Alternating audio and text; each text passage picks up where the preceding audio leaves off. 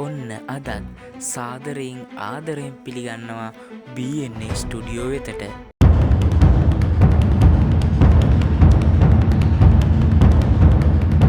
මං අද කියන්න යන්නේ අප්කමින් ෆිල්ම් ටිකක් ගැන. සූර්යා සහ ට්‍රිෂා අවුරුදු 6කට පස්සේ එකට එන වැඩේ තමයි කරුප්පු. මැයි 14 තිරගත වෙනවා. සූර්යා මේකේ රඟපාන්නේ දේව ආත්මයක් ඇඟට ආරූඪ වුණු ලෝය කෙනෙක්ගේ චරිතයක්.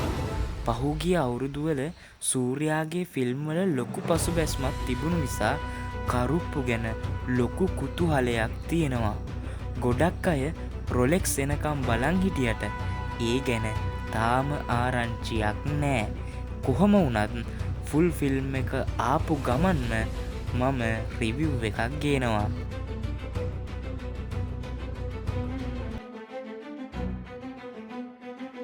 ඊළඟට අපි කතා කරන්න යන්නේ ඩ්‍රිෂ්‍යම් 3 එහෙමත් නැත්නම් ලංකාවේ ප්‍රසිද්ධ විදිහට ධර්ම යුද්ධය 3 මැයි 21 රිලීස් වෙනවා. එදාට මෝහන්ලාල්ගේ උපන්දිනයේ දවසේම ජෝර්ජ් කුට්ටි ආයෙත් එනවා. අධ්‍යක්ෂකවරයා කියන විදිහට මේකෙන් ඩ්‍රිෂ්‍යම් කතාව සම්පූර්ණයෙන්ම ඉවර කරන්නයි හදන්නේ. මේ මාසේ 9 වෙනිදා ට්‍රේලර් එක රිලීස් වුණා. බැලුවේ නැත්නම් දැන්ම ගිහින් බලන්න.